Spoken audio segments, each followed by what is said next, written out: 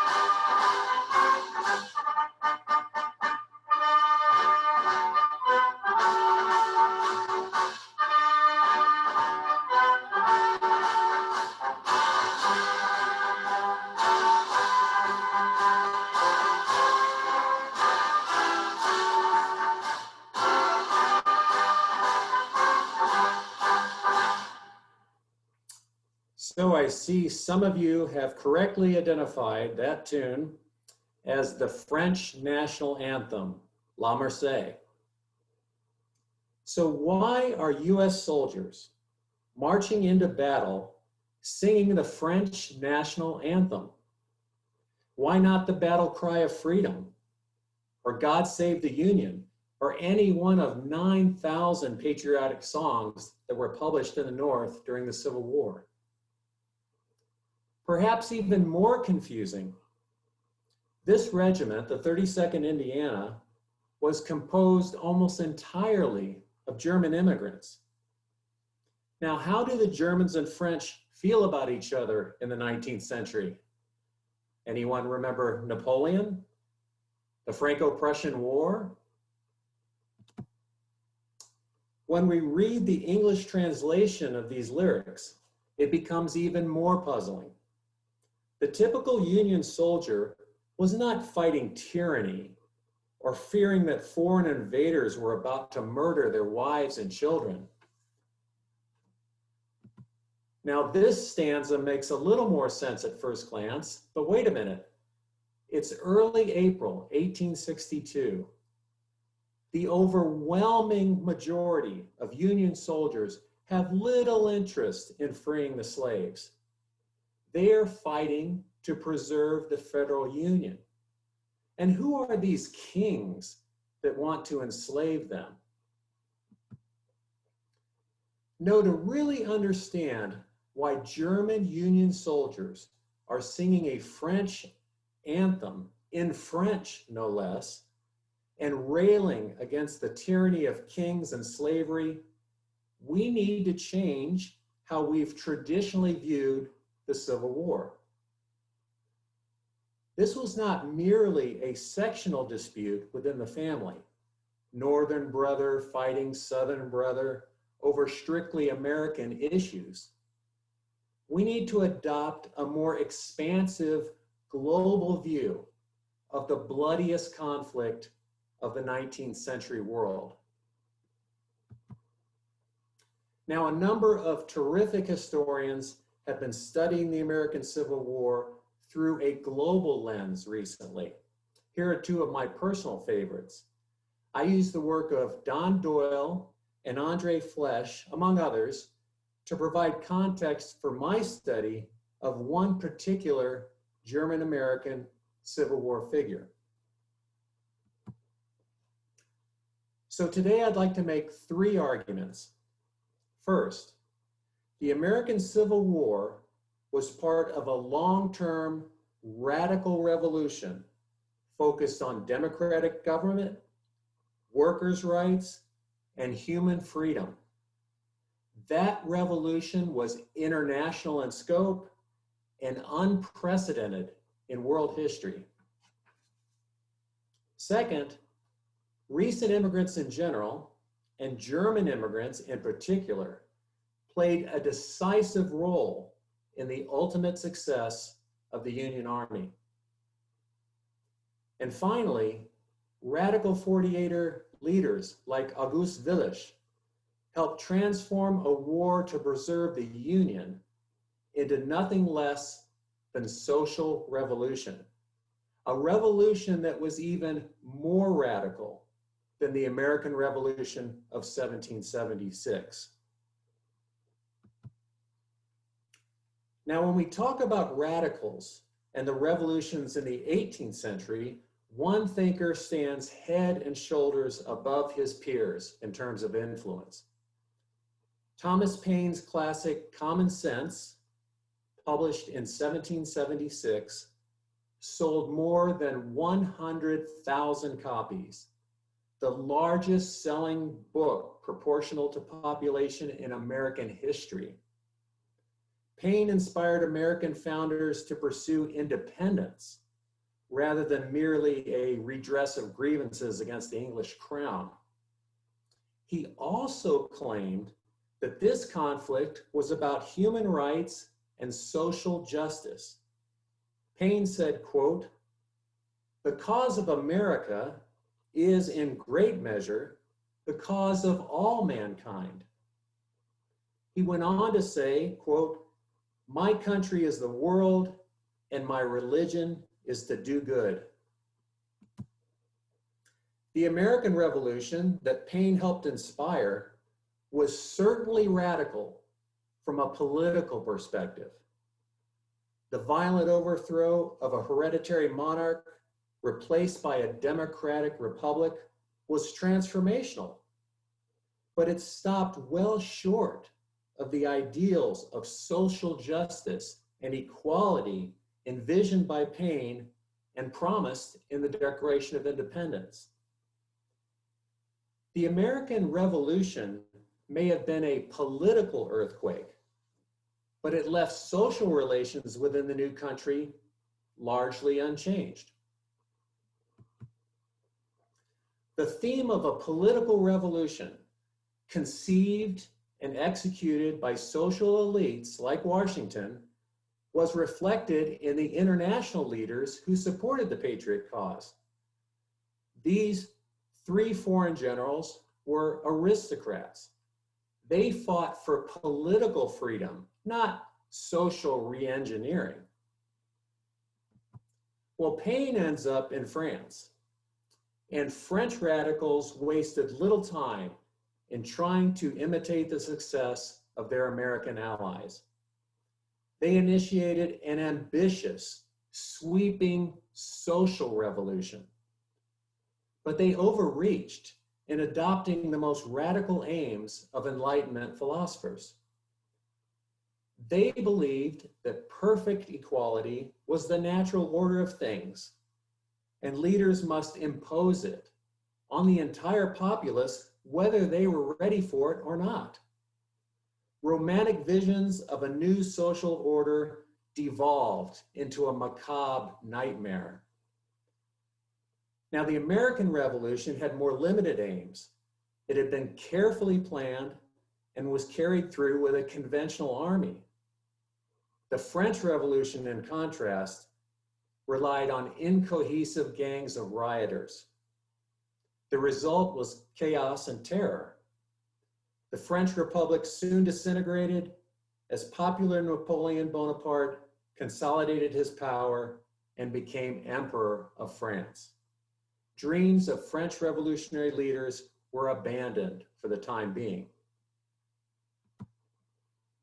In the first half of the 19th century, witnessed the beginnings of a dramatic shift from a society of rural farmers and artisans to a workforce that was increasingly urban and factory-based. Instead of having control over one's own labor and production, capitalists now controlled most industries and workers were paid in wages. Periodic harvest failures and the reluctance of rulers to consider liberal reforms increased pressure on kings and princes throughout Western Europe. An outgrowth of French revolutionary socialism that was dubbed communism was gaining support among middle-class intellectuals. Tensions between liberal reformers and conservative elites finally came to a head in the watershed year 1848, where, as you might expect, all the trouble started in Paris. On a windy, gray February morning, thousands of unemployed Parisians assembled on the Place de Madeleine. They were soon joined by 700 students who crossed the Seine singing La Marseillaise. Before long, street fighting ensued. Barricades were erected. 2 days later, King Louis Philippe abdicated. Rebels took their turns sitting on his throne. One scrawled this note: "The people of Paris to all Europe, liberty, equality, and fraternity." Then they took the chair to the Bastille and they burned it. And out of those ashes rose the Second French Republic. Now, despite the fact that there was no internet, no Twitter, news of the French revolt spread like wildfire. Revolts erupted all over Western Europe. After some initial success, they were all crushed by reactionary forces and absolute rule reinstated. France was the last to submit when Napoleon Bonaparte's nephew crowned himself emperor. Shortly before the uprising, August Willich renounced his nobility and resigned from the Prussian army. He became one of the key leaders of the revolutions in the German states. He fought in 3 rebellions in the southern Rhineland and Baden before taking refuge in France, Switzerland, London, and finally in America. In the face of so many failed democratic revolts in their homelands, these political refugees sought a place where they could live out their principles of free popular government and eventually return to Europe and reignite their revolutions. Now, the America where most of these dissidents settled was hardly the fulfillment of the French Revolution of promise of liberty, equality, and brotherhood. America was indeed a free society, and it offered economic opportunity that was largely absent in Europe. But it was just as socially stratified as the old country. An aristocracy of wealth took the place of royal privilege. a large established base of American-born nativists resented this flood tide of European immigrants. A huge permanent underclass of black slaves that were treated more like farm animals. Once political refugees like Willich realized that hopes for further revolution in Europe had evaporated, most committed themselves to create a more perfect republic in America. Like many of his fellow 48ers, Willich edited a German language newspaper, the first daily labor paper in America. In his opening editorial, he vowed to, quote, support those reforms that are supposed to make this republic a truth for everyone. Besides his tireless efforts to promote labor unions and trade associations, Willich also formed alliances with local black leaders. This caused him considerable trouble and even put his life in jeopardy when he led a multiracial torchlight procession to protest the execution of John Brown. He developed an idea to transform the US into a workers' republic. He would replace the Congress with a national trade assembly, thereby eliminating political parties and moving the country closer to its founding ideals. A true social republic, as he called it. It was at best a novel but naive concept, and at worst, a radical and dangerous idea in the minds of conservatives. Now, Willich welcomed the coming of the Civil War, not to save the Union, but to create a social revolution that would defeat the slaveholding aristocracy, preserve democracy and Republican government, and secure the triumph of free labor. He hoped that this, in turn, would lead to better working conditions and ultimately to a revision of the relationship between labor and capital. In this new future, Willich dreamed that worker exploitation of all kinds would end and that wage slavery would be replaced by a more fair value for value exchange. So exiled radicals from all over the Western world supported the Union war effort.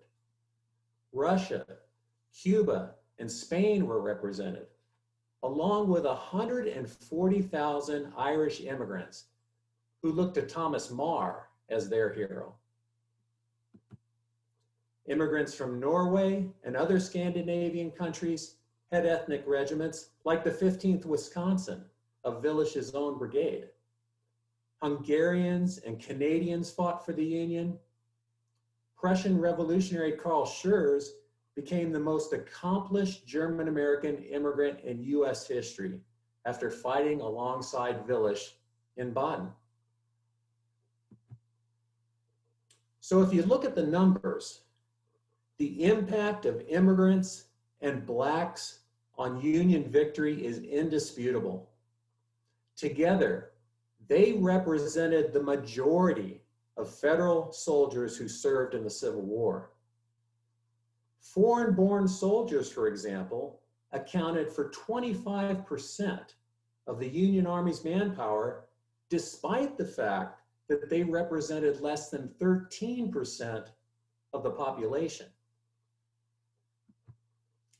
Immigrants from the German states, primarily from the Southwest, where the largest armed rebellions took place, numbered more than 200,000. Many joined regiments or companies that were exclusively or predominantly German-speaking. They shared characteristics that made them unusually successful soldiers. They were, on the average, 2 years older than their native-born counterparts. Many came from Turner societies. These were German social organizations that featured military drilling and rigorous physical fitness. A large number, especially in the officer ranks, had combat experience in Europe, something that many native-born counterparts totally lacked. Their concentration in urban areas made them more resistant to diseases in camp.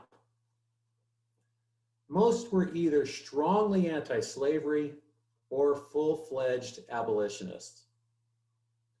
They were highly motivated to finish what they had started in Europe. For Willich and other recent immigrants, 1861 was 1848 all over again. In his words, it involved, quote, the same rights of men against a combined conspiracy of traitorous slave aristocracy with the same powers of the old world.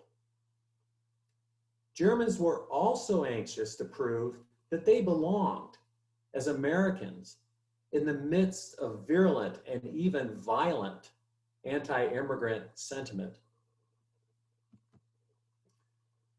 Willich personally recruited 4 companies and served in the all-German 9th Ohio Infantry. But by the summer of 1861, he was awarded his own command. Here we see Willich and his Lieutenant Colonel Henry von Treба, who fought against him in 1848, and also Carl Schmidt, his aide in Germany and his adjutant in the 32nd. His men called Willich Papa, and he referred to them as my little children or my fellow citizens. For some time, Willich refused to hire a chaplain. When a cleric was forced on him, that reverend lasted 6 weeks. Willich himself conducted graveside services, often ending by stressing that theirs was not a conflict over nationality, but a war that was in the interest of all humanity.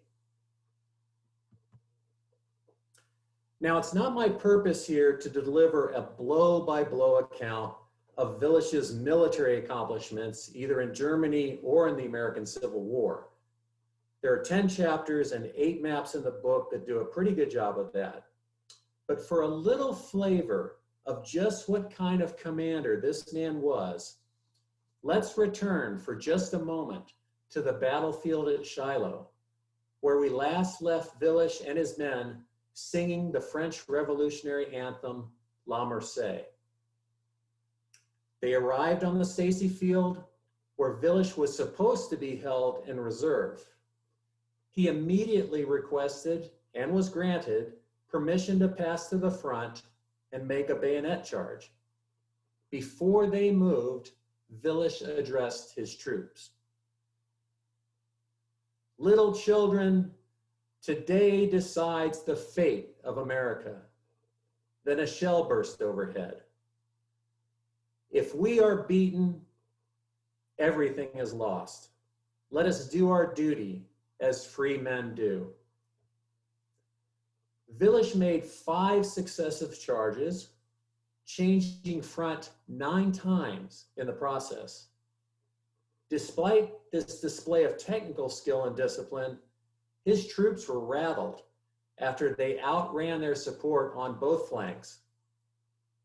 Willich halted them, rode around to the front of his column, and with his back to the enemy, drilled them in the manual of arms until they regained their composure. In the meantime, men were dropping in the ranks from enemy fire. He would repeat this incredible feat 18 months later at Chickamauga. Lew Wallace later described it as the most audacious act of bravery he had seen in the entire war.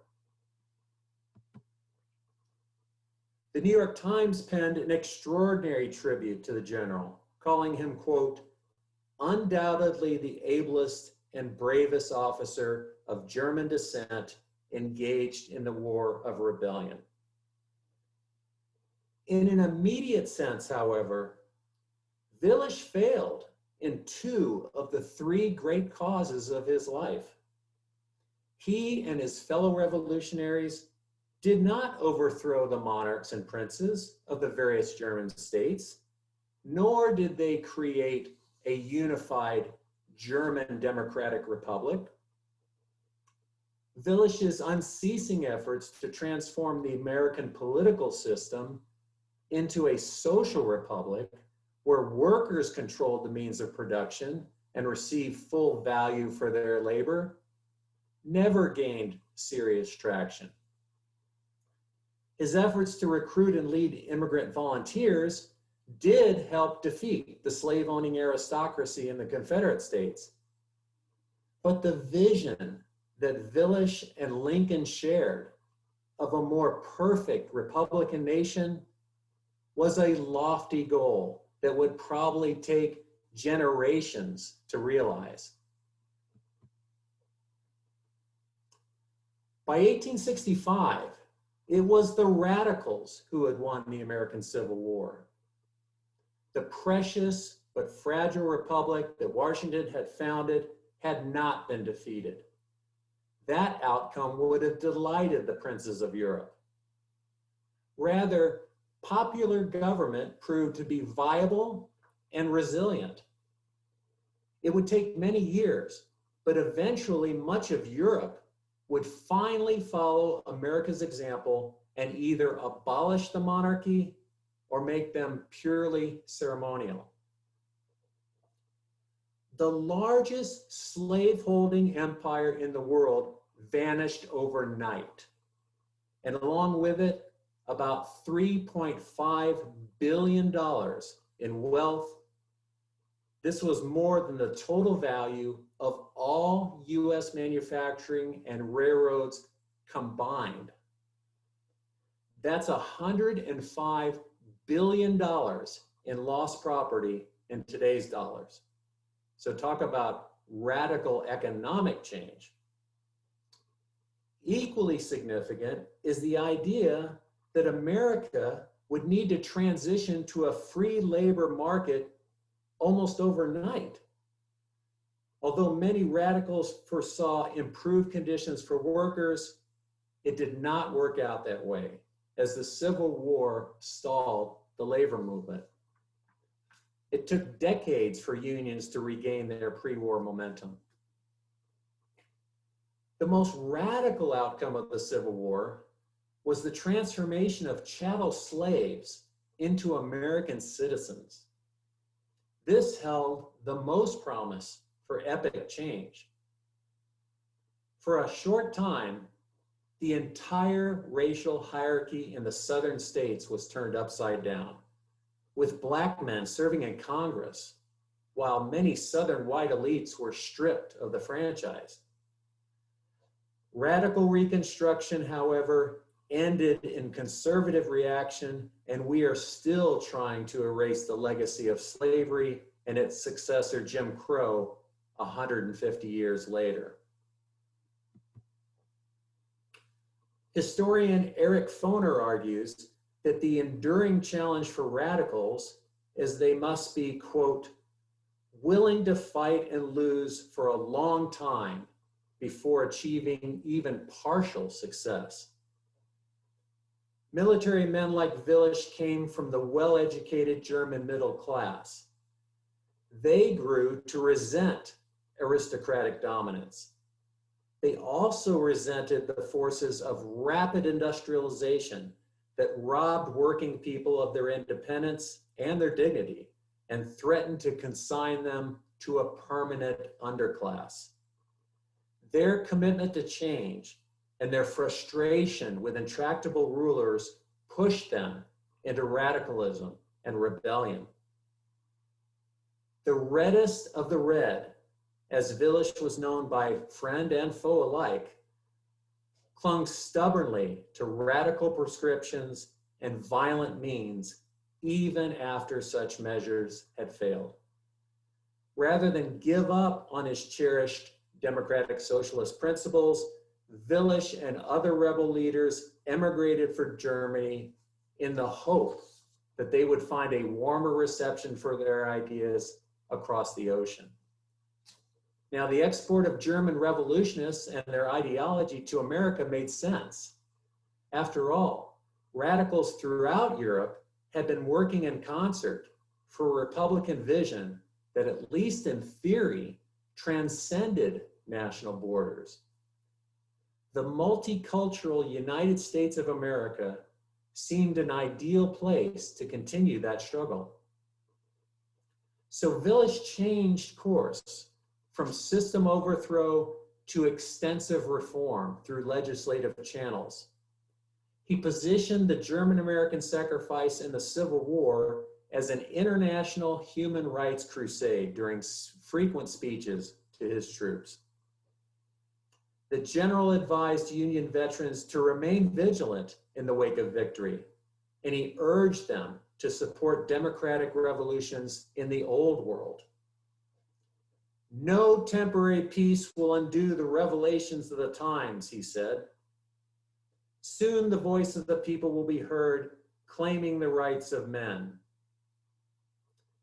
Willich urged listeners to wave the American banner of human liberty above the storm as a pilot light for the struggling nations.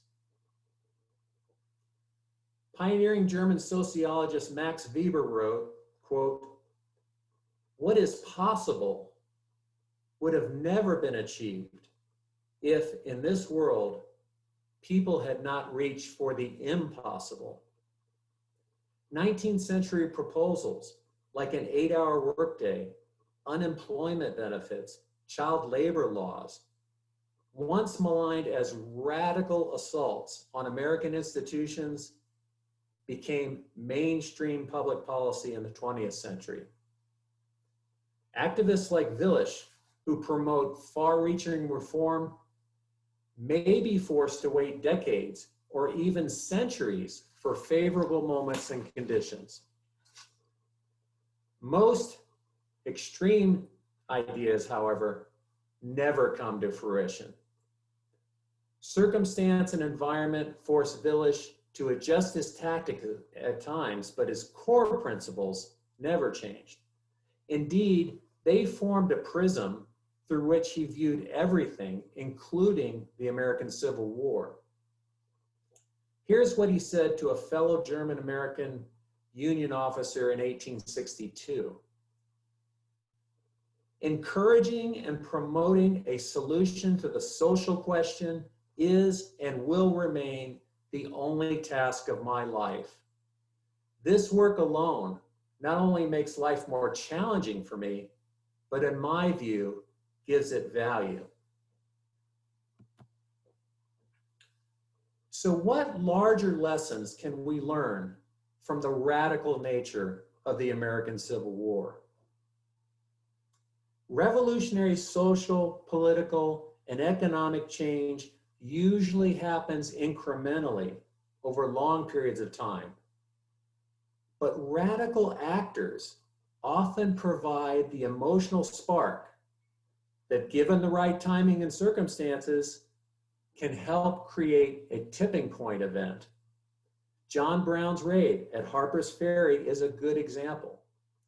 Brown's extreme acts made it easier for radical secessionists to convince many of their fellow Southerners that Lincoln's election was yet another existential threat.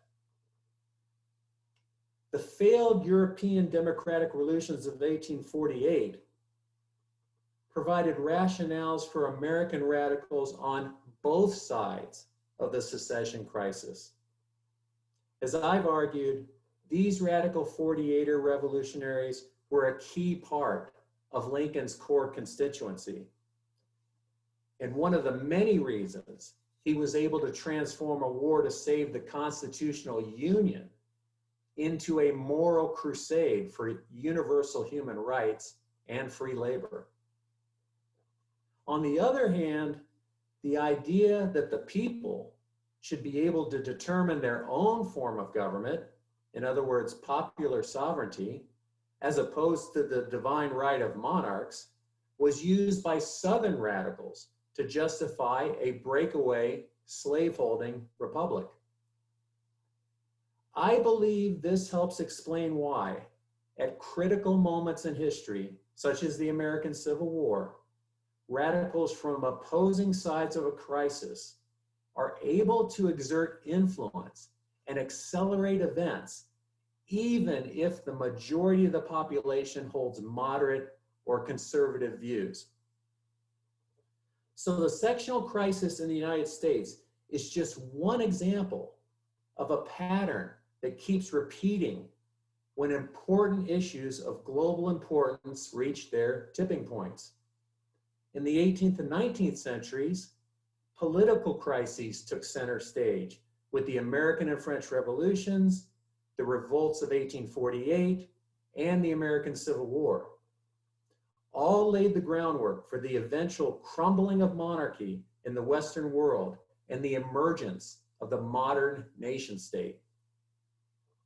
In the 20th century, ethnic nationalism and economic crises brought other radicals to the fore.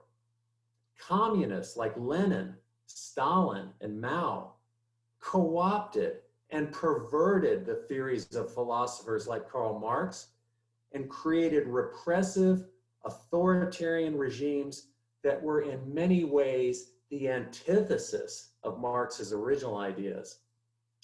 Radical fascists like Hitler converted ethnic pride into murderous ethnic cleansing. Radical US presidents like FDR used the Great Depression as a rationale for his ambitious New Deal legislation, which included dozens of initiatives decried as socialist by his rivals. By the end of the 20th century, of course, we had Social Security, unemployment insurance, Medicare, and huge public utilities that are now bedrocks of a social safety net that would have been unthinkable to most mainstream Americans of the 19th century. In the 21st century, crises like pollution, terrorism, climate change, world hunger, and substance abuse top the list of global concerns. Radicals on all sides of these important issues are now jockeying for position as their ability to communicate to the masses has been amplified by technology. At some unknown point in the future, these pressing and universal issues, like those that created the American Civil War, will emerge and reach a tipping point. And when they do, expect that radicals will emerge from the fringes of society and become well-known names throughout the world.